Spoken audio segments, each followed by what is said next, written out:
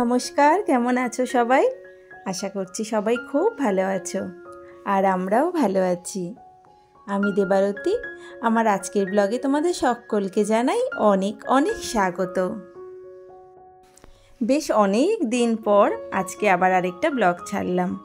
মাঝে বেশ অনেক কাজকর্ম, কিছু সমস্যা, এই সমস্ত মিলিয়ে বহুদিন কিন্তু আমার ব্লগ ছাড়া হয়নি। আর এই তো সকালবেলা ব্রেকফাস্টটা রেডি করে নিয়ে তারপর ছেলেকে ঘুম থেকে ডাকলাম। যেহেতু স্কুল ছুটি, সেই কারণে ঘুম থেকে ওঠাটা কিন্তু একটু দেরিতেই হচ্ছে। তো ঘুম থেকে উঠে দেখলো একটা পার্সেল এসছে, একটা হট ওয়াটার ব্যাগ। তো সেটা খুলে সেটা নিয়ে বসেছে দেখতে।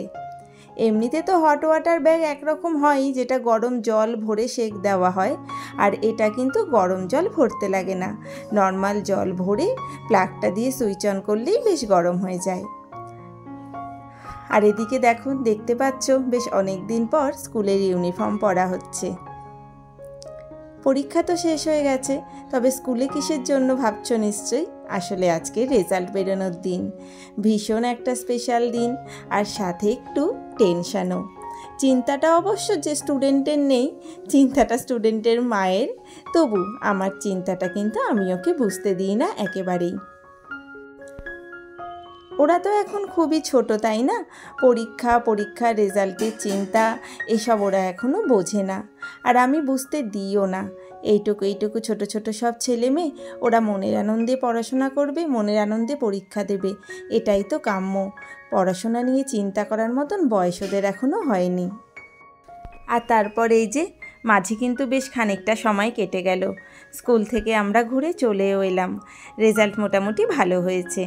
আর তারপর আজকে একটু মাটন এনে রাখা হয়েছিল, তো এবার মাটনটা রান্না করে নেব।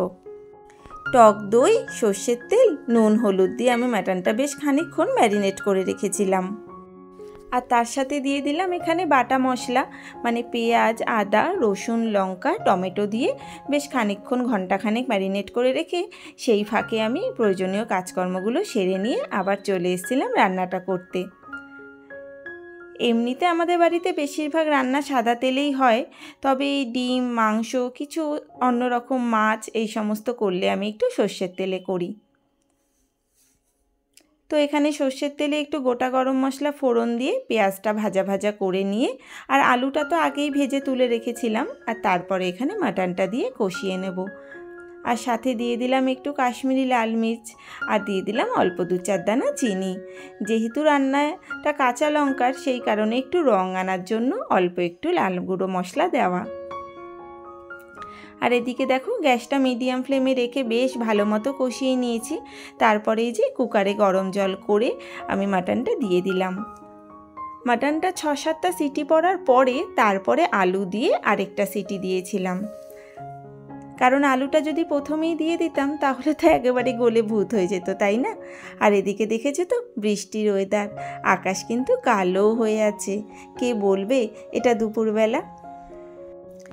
যাই হোক, সব মিলিয়ে কিন্তু আজকের দিনটা বেশ ভালো কাটলো। তাহলে আজকের মতো এই পর্যন্তই। তোমরা সবাই ভালো থেকো, সুস্থ থেকো।